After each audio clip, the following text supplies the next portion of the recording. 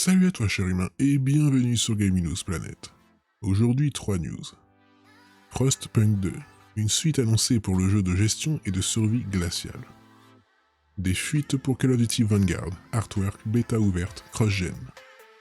Et enfin GTA, les remasters se confirment, Tech2 semble préparer le terrain.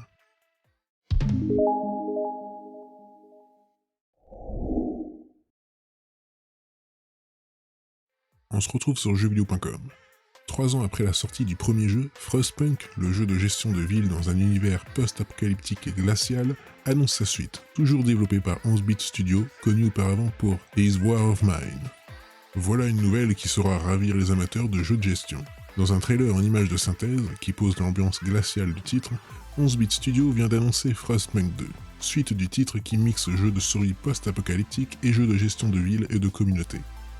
Dans ce nouvel épisode, les joueurs doivent toujours incarner le dirigeant d'une métropole gourmande en ressources qui demande d'organiser des expéditions pour trouver de nouvelles sources d'énergie. Mais alors que la ville du premier titre utilisait le charbon, cette fois c'est par le pétrole qu'est censé venir le salut de l'humanité. Cependant, ce changement de direction ne va pas plaire à tout le monde, ce qui créera de nouvelles tensions au sein de la communauté. Ainsi, cette suite est présentée comme plus ambitieuse, notamment grâce à l'équipe de développement qui atteint désormais les 70 personnes. Jacob Stokalski, co-directeur du jeu, assure que les joueurs doivent s'attendre à de grandes possibilités de choix, à la liberté de façonner la société et la ville comme ils l'entendent, et à en assumer les conséquences. Frostpunk 2 s'appuie sur les conflits de son prédécesseur, la survie contre les valeurs humaines, la vie contre le gel arctique. Mais surtout, il ajoute une nouvelle couche qui est présente dans de nombreux aspects du jeu, que ce soit la politique, la société ou le progrès technologique, la lutte des humains avec leur propre nature.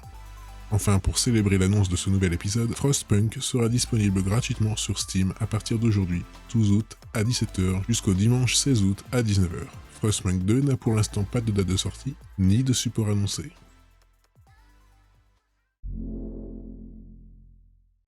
On se retrouve sur Jeux Vidéo Live.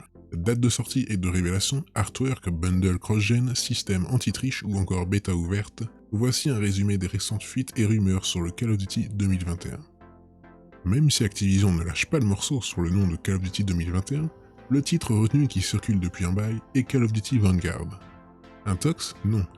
Et ça vient d'être confirmé par une fuite de l'artwork ci-dessus, qui est responsable, selon Charlie Intel, la franchise elle-même, qui a laissé traîner plusieurs fichiers dans la dernière mise à jour de Call of Duty Black Ops Cold War. Ce n'est pas tout. Comme le montrent les autres images, le jeu offrira un bundle cross-gen, et pourrait d'ailleurs pâtir de cette sortie PS4 Xbox One, une Ultimate Edition et bien entendu la standard.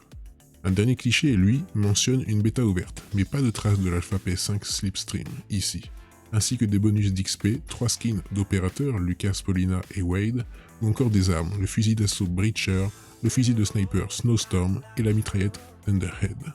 Retour maintenant sur les rumeurs encore chaudes et notamment via Tom Henderson, insider qui parle principalement de FPS à l'image des licences Call of Duty et surtout Battlefield.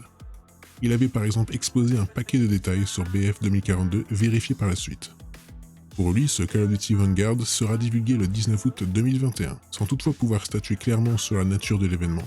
Une information qu'il a probablement supprimée à la demande d'Acti, mais visible depuis l'article écrit par DualShockers. Néanmoins, l'utilisateur Twitter NextGen Is Here, qui a dû également effacer un post pour cause de violation du droit d'auteur, un DMCA invoqué par l'éditeur, annonçait pour sa part un reveal à 19h45 le 19 août prochain. Henderson s'est aussi fait taper sur les doigts immédiatement pour ce post retiré. Pas de son plein gré encore une fois, où il dit avoir eu connaissance d'une image où des soldats américains de la Seconde Guerre mondiale prennent d'assaut une plage remplie de fils barbelés, avec des palmiers en feu et des bombardiers américains en piqué.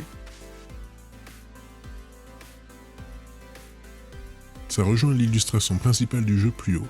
À l'instar de ce qu'il avait réalisé pour BF 2042, il a matérialisé ses dires par un dessin détaillé.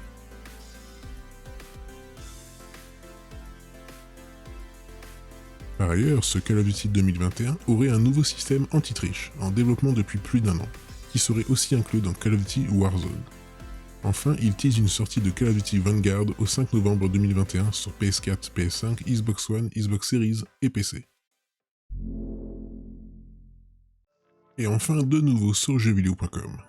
Tandis que GTA V se porte mieux que jamais avec ses 150 millions d'exemplaires écoulés, la maison mère de Rockstar Games, à savoir Tech2, a le regard porté vers l'avenir, certes lointain, de la franchise. Toutefois, pour s'occuper, la société a récemment jeté son dévolu sur les anciens épisodes et plus particulièrement sur les mods issus de ceux-ci.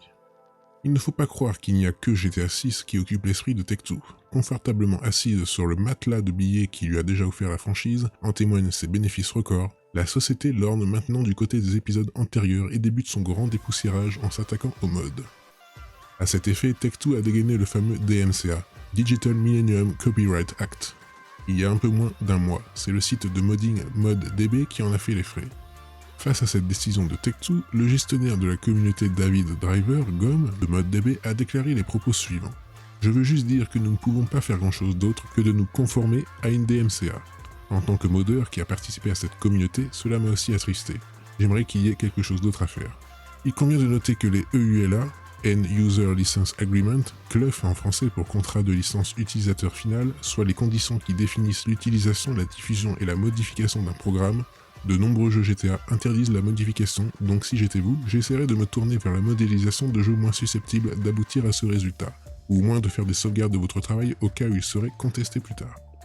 Tout récemment, comme le rapporte Kotaku, un autre site a été pris en grippe par Take-Two, à savoir Liberty City. Parmi les modes visés, on retrouve Vice Cry Remastered, qui permettait de transposer la carte de Vice City dans GTA V, ESA 2LC, grâce auquel GTA 3 se dotait de la carte de San Andreas, Ozark, le menu de triche de GTA V, ainsi que Open Manhunt et Bulwark, qui eux appartiennent respectivement aux licences Manhunt et Bully. Tout ceci concerne donc des anciens éléments de licence détenus par Take-Two sur des moteurs plus récents. Tous ces modes étaient des portages de lieux, de villes, de voitures et de personnages d'anciens titres de Rockstar Games sur des moteurs Grand Theft Auto plus récents.